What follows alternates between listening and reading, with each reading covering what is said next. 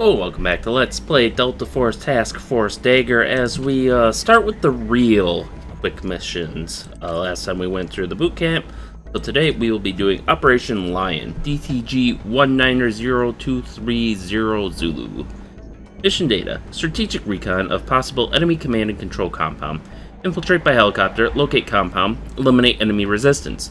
Search for enemy intelligence documents, consolidate at rally point. Overview. The Al-Basir 2 compound, command and control compound, is believed to be located to the northwest of Kandahar.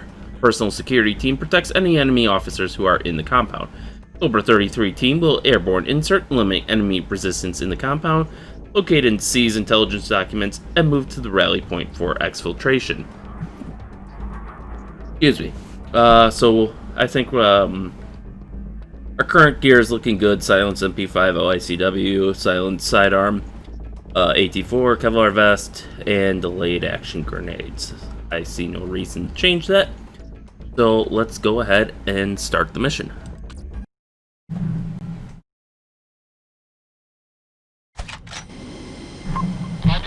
Dagger. You are to locate terrorist command and control, eliminate hostiles, search for intel documents, and move to rally point for exfil. Out. I would just like to point out to the C-130 that his landing gear are down. And according to... I do like how they changed up the sound of this gun from the older Delta Force games.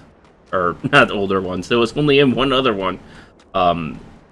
They changed it up from Land Warrior. It sounds a bit more rich, so... Okay, let's knock out that dish.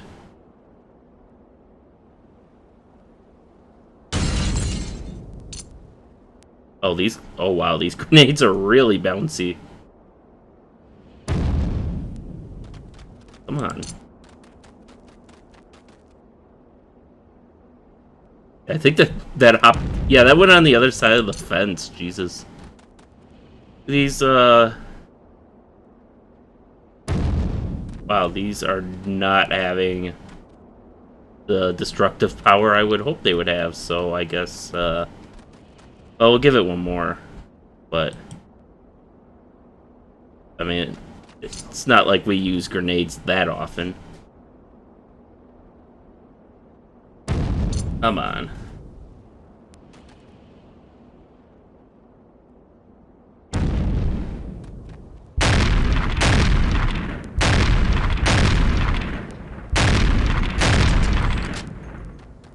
Okay, I get the idea.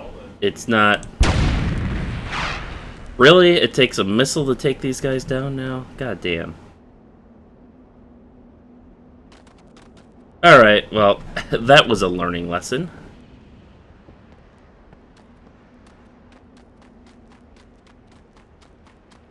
Just do a quick check. It doesn't look like anyone else is here.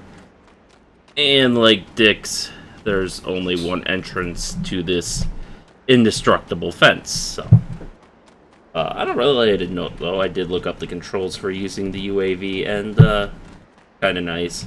So you can pan around, you get this picture-in-picture view. You can zoom in and out. So up here, and then you can slave it to keep Overwatch on a spot. So in this case, oh, this is where we're at right now.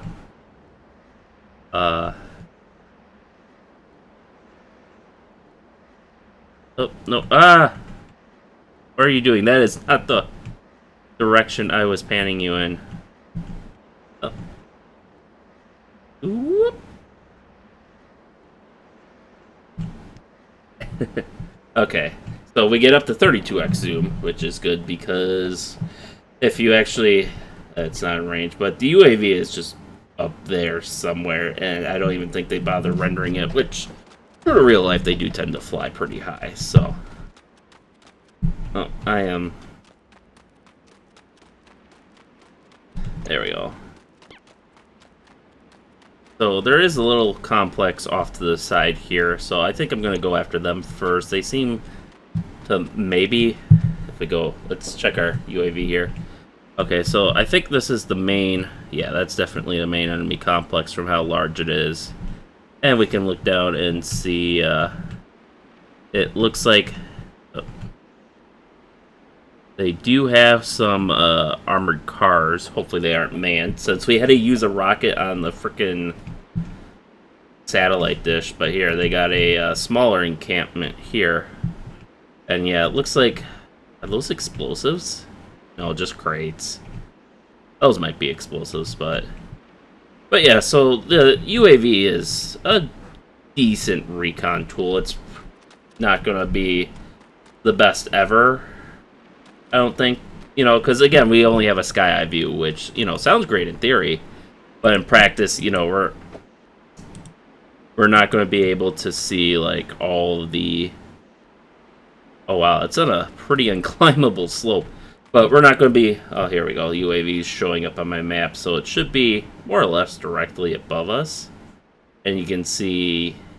Nada. So... Yeah, you can't even hear it. And, I mean, that's by design, so... Yeah, I wanted to go after that camp, but, Also, unfortunately, something I found out is... We only get up to a 4x zoom on our OICW instead of a 6x zoom, so that's a little disappointing.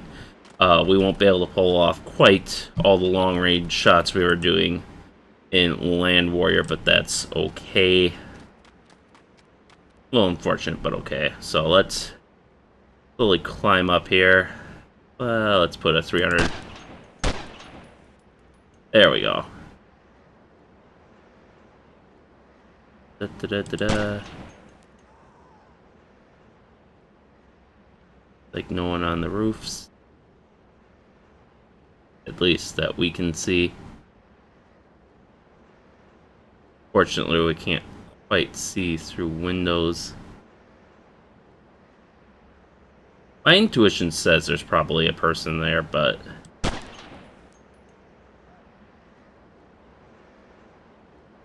that a person? Oh, I don't think it is. That's unfortunate.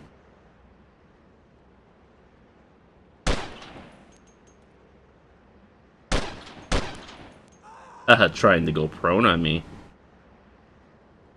Doesn't seem like these are reacting to our presence, but... Definitely take at least one of them out. I have no idea how we'll take the other one out without a, Negative Viper, target blocked.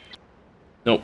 Yeah, so we don't have any close air support available. I don't think they'd do that. Make a frickin' satellite dish immune to, all explosives except your heavy explosive class, and then, you know, make you run the mission with 2 armored vehicles. That would be kind of a dick thing to do. Oh, they really like their watchtowers next to this hill where it doesn't do them a lot of good. Okay, so it looks like no one's below us. Directly below us, that is. Obviously, there's going to be some people in these buildings, which we're going to have to flesh out.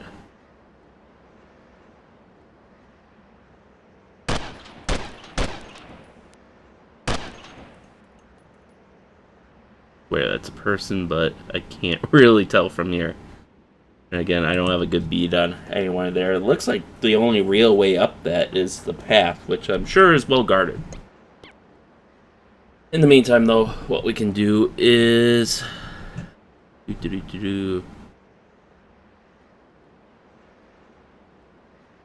Alright, where's our... Here we go.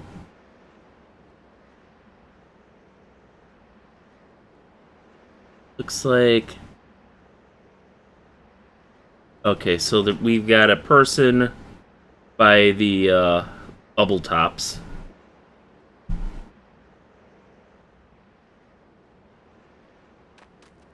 That's going to be over on the eastern side of the encampment.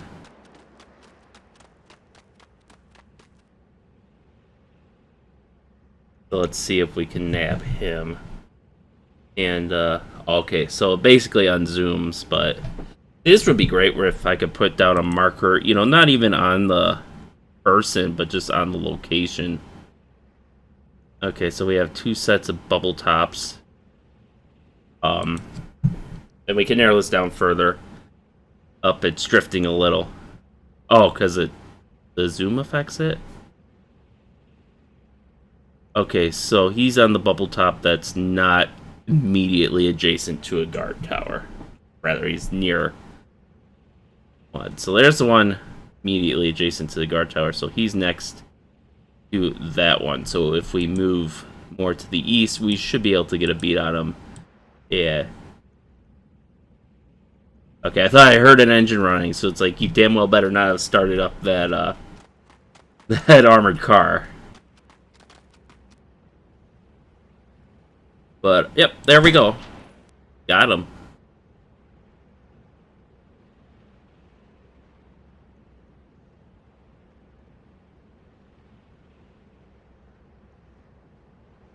And the real troublesome part, though, is going to be nabbing the guys in the buildings. We really need a good view into these buildings, which right now we just do not have. But let's quick check. So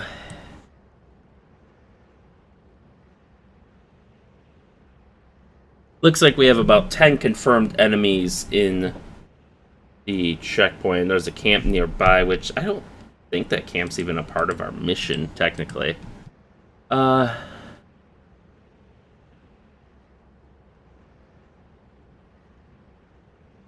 it just says sees it. So it's possible the mission may pull a trick on us by having the real compound be the one up on the hill, which would kind of be stupid, but... Oh. Let's see if we can...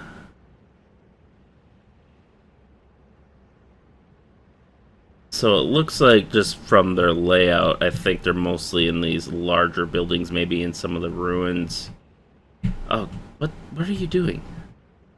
Oh, that must... I think when it freaks out like that, the UAV must be doing a turn or something. Yeah, I don't see... From this angle, I can't really see. I hate that so much.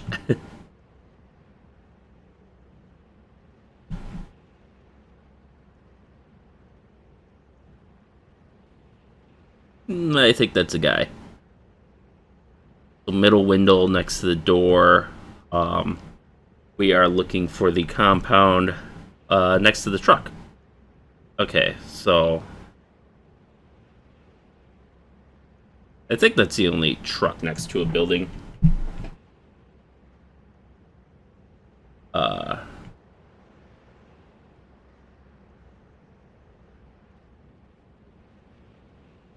Which...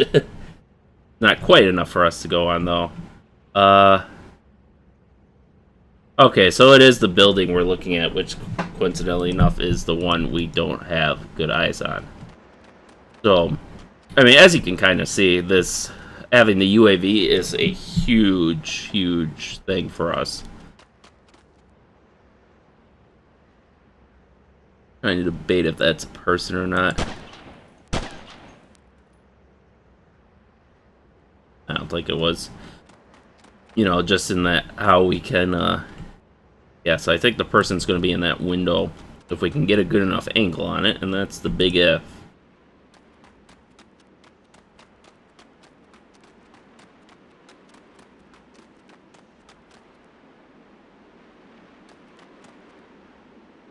Suppose I could try to lob some grenades through their tents, but,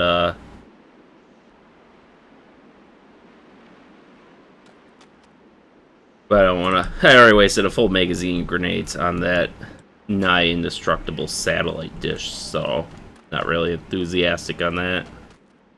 Alright, it looks like the return of, you know, makes sense fall damage is back, since we aren't taking fall damage just from our little trip down the hill here. So it looks like probably another half dozen or so enemies in the upper camp. That's not too bad. I think we can deal with them if they become an issue. Alright. Let's start crawling here because we wanna kind of minimize the target we present the enemy.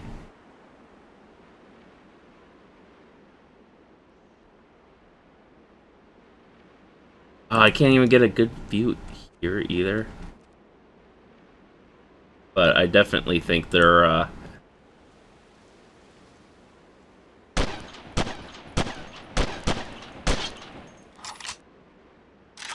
the glass seriously not breaking? Oh, you just can't tell, I guess. Okay, I think that's a stain on the wall. We're having very minimal luck with making that thing go away. And everyone's looking at us, so, you know, that's great. But maybe we can climb this and just knock them out of the picture. I don't know, this part might be iffy. But we might have a return of our, we have a return of our superhuman climbing skills.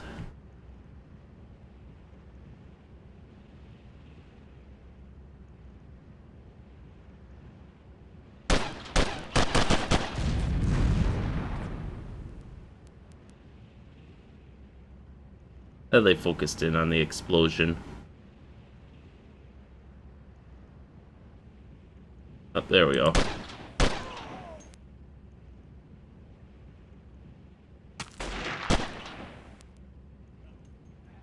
Okay, so that's 2 down, 4 to go.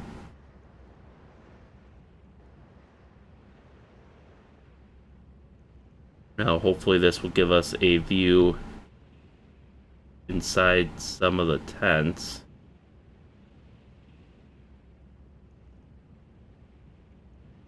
Oh, there's one. There's another one. Oh, gotta move up so I'm not shooting the ground.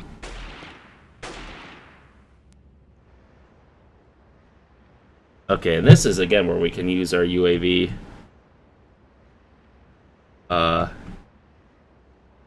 Nope, that's the other.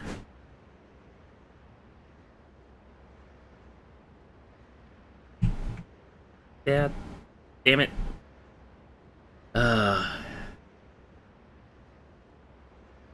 Okay.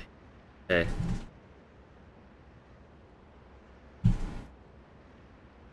Alright, so it looks like we see a soldier between the tents.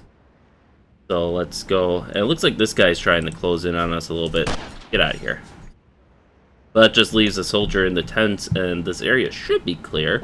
We're obviously going to assume it's not clear for... Oh, there you are. For safety reasons, but... I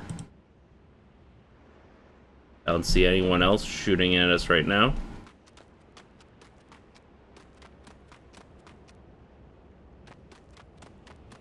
We'll switch over to burst mode in case anything catches our fancy. But I think we could start going through the tents up here. And I think this is mostly just going to be military encampment with, you know, troops and supplies and stuff. And we see that they do have a lot of bunking up here, more so I think than in any other Delta Force game that I've seen to date. Not speaking to newer ones as much, of course, but oh wow, that computer probably works really well being oh, it's not even a computer, it's an oscilloscope. But yeah, I'm sure that works really well being placed directly on the sandy, dusty, rocky ground. I don't know why common soldiers would need an oscilloscope. That's more a technician thing or engineer thing. But, you know, last I checked, the Taliban didn't have weapons that they needed oscilloscopes to maintain. But, yeah, we definitely see a lot more bunking in detail, so I do like that. I think it shows that they've improved their engine and gained enough confidence in it that they could add all these extra items and not, you know, slow things down. And maybe that's just what it was, is not wanting to slow down computers, so that's why they didn't add them in the first place. But, you know, year passes, computers are more powerful. Hey, we can add in, you know, a dozen bunk beds. As, you know, that used to be how things worked in these olden days. Actually, I remember seeing a interesting video on Jet Force Gemini, a game that I've never heard of until I saw the video series for it, but I'm just going to save here real quick. Here we go. Just in case, just with how long this mission's taking. I mean, it's not an especially hard one, but like if I were to walk over this hill and get shot, I'd be fucking pissed at having to redo all that. But yeah, so Jet Force Gemini, which is a game I've again never heard of because I wasn't a real big player of the Rareware games as a kid, but it was interesting because he pointed out a trick that they did in switch back to semi in a cutscene where like in certain parts of the cutscene they would render as like all these bystanders would render as a 3D model, but then as soon as they got more than like a couple feet behind the protagonists, they would all render as sprites, which I found really interesting that they had to go through that type of optimization. And this was for, I think, a PS1 era game, maybe PS2, but I doubt it. And just like the crazy level of optimization they go through. I mean, even in newer games like Myst, for example. If you aren't familiar with Myst, it's a very old, well, not very old, but an older adventure game. Circa probably mid to late 90s, early 90s maybe even. And it was a point-and-click adventure. You had certain hotspots you could move to, so it was kind of restricted in that. But they did a remake, Real Myst, where you had like a first-person, full first-person control. You could walk anywhere, look anywhere from any angle. You weren't limited to just a selection of hotspots. And even in there, if you look closely at the doorway to the library, in the center of the starting island, if you back far enough away from the door and everything inside of it stops being rendered and they replace it with a sprite. They cut down on, memory usage and stuff. And I just find stuff like that to be interesting.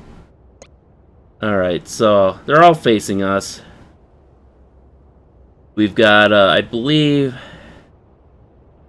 Actually, we could probably zoom this in, but yeah, 4, 5, 6, 7, 8. We have 10 confirmed hostiles in the camp still, which is kind of a lot, actually. See if our binoculars can pick anything up, although I hate to say this, but they're doing a really good job of hiding. Like, I feel like the textures are crisper in this too versus Land Warrior.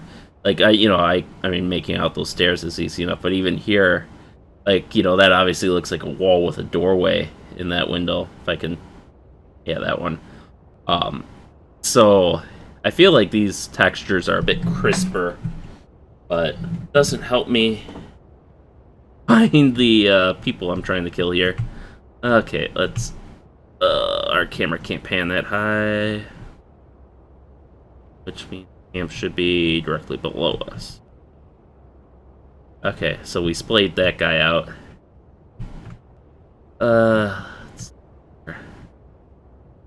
And if we look, we are... Oh geez, where are we?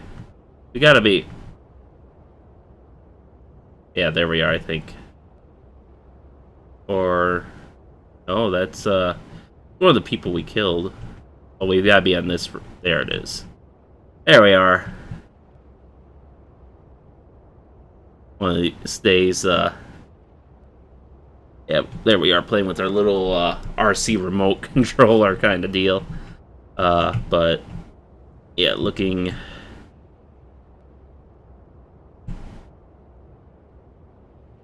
Oh, god damn it. Oh, how I hate that. I hate it.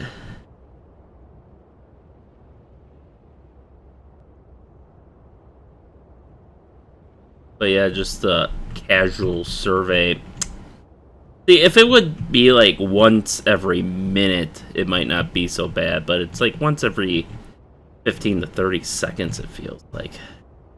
Which, not as big a problem if you're slave to a point, but if you're trying to if you're trying to, you know, scan a place, then it's not really ideal.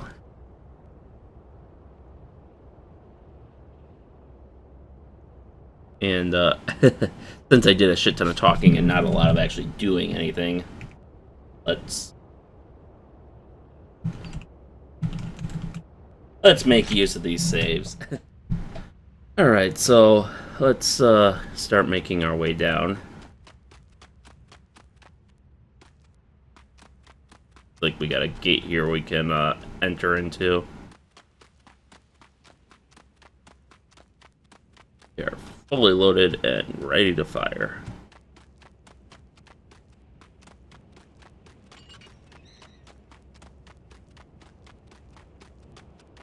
And, oh, fake door, Looney Tunes style, I guess. Don't see anyone here, which is good for us.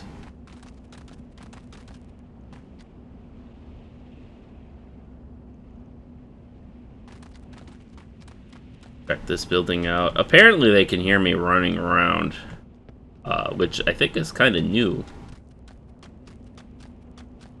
Maybe? I don't know.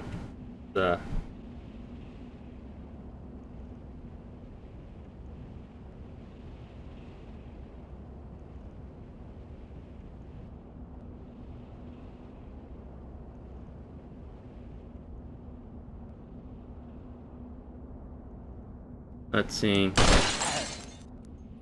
any other obvious targets.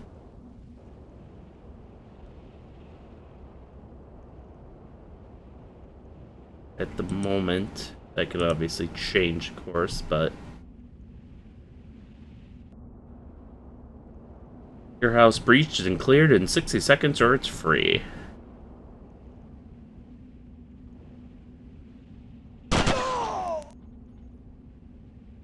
M4 carbine with suppressor and scope?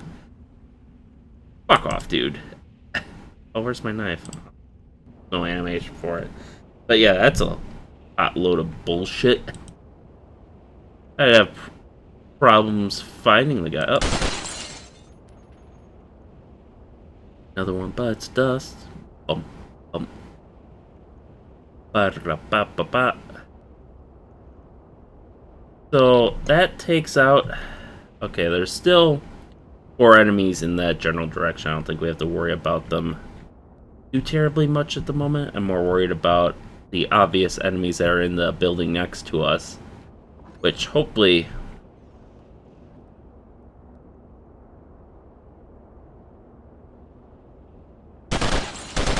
break the windows, because something I found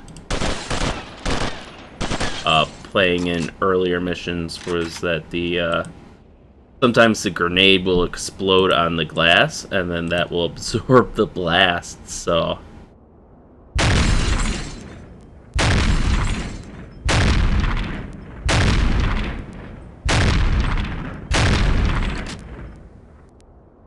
and it looks like we didn't kill a single person, so at least we know we're relatively free to approach from that side of the building, I would say.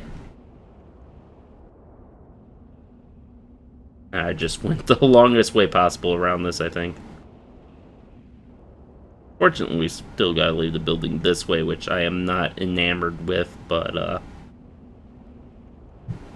what can you do? It's like some of these, I think there's like 2 variants for this building, where one variant has...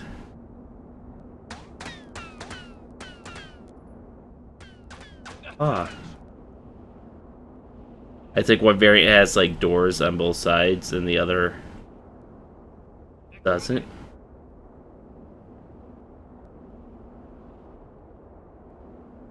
Okay, I don't think. I have no idea what they're saying. They're not speaking German anymore, so I don't even get like a semi-reasonable understanding of what they're trying to say. That's one of them. And I think this guy must be on the roof or something, maybe? I don't know where this guy's hiding exactly. Oh. Threat neutralized. If you say so. I mean, there's 5 guys left in this camp at least. Which, honestly, given the amount of bunk beds we've seen, this camp is, pretty... Is he actually surrendering? It's pretty heavily understaffed. Also of note is I don't think they reused the voice actor, or actors, I should say, from Land Warrior. Because even with all the radio distortion, I don't think that sounded like Gas Can or anyone. You know, the sound they... threat neutralized. That sounds, a lot more professional than Gas Can ever sounded. No offense to Gas Can. I mean, he's a professional in that he does his job, but he's not like super rigid military. Holy shit, he did surrender. But I don't know about... That's right, get on the ground. Okay, so we can start working our way through the rest of the camp. Hopefully he doesn't pick up his rifle. I don't know if... Oh, god damn it, it's not a Looney Tunes door. I don't know if they can do that. God, I don't know why, but it kind of reminds me of Buried in Time when they're talking. It sounds like there's someone in here. But I don't see an entrance. That isn't a Looney Tunes door. Or are you shouting? No. Man, these guys should be terrible shots considering charge. Up here's the intel, I bet. These guys should be terrible shots considering yep. They have targets west.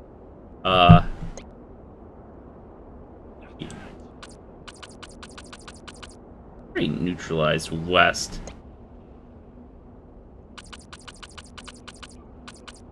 So,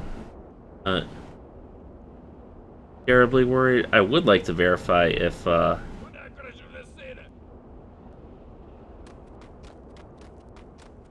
okay, so that's just a sprite then.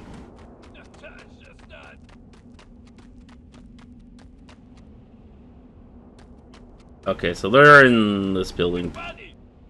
And I don't think they've surrendered. So let's give them the old flankaroo.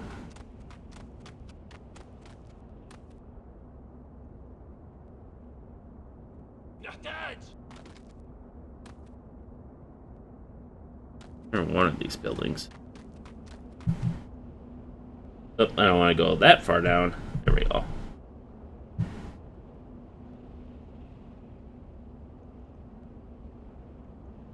Oh shit. Well, he wasn't surrendering. I got at least one of them.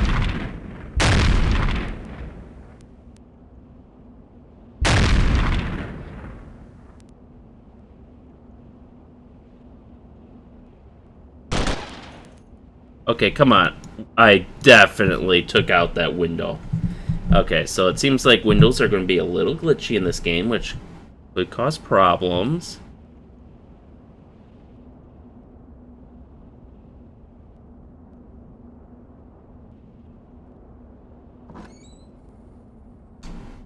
Hey, he surrendered. Good.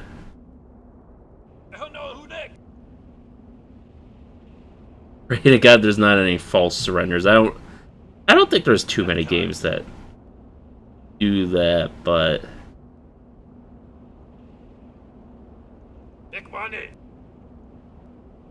okay, perfect. They're all surrendered. Marines will deal with you. But yeah, just the way they're like, mock them! That doesn't sound like something they say when they surrender. I mean, that might be a Klingon way of surrendering, maybe, but just with that gruff voice and everything, it doesn't sound like, typically one sounds frightened when they, or, resigned when they surrender, not... Okay, it's just a box. I was worried that was a Taliban soldier that wasn't... That didn't register on my radar, because yeah, all these guys have surrendered. And maybe even the other two surrendered too, but I couldn't quite see them clearly through the window, but... Fuck no, I'm not taking any chances on that, you know what I mean? And, I mean, it's a bit sad, but I wouldn't blame any Special Forces member who decided not to take a chance either. Hey, at least we get some victory music this time. But, it doesn't look like he's actually going to come down to pick us up, so... I think we'll end the mission here.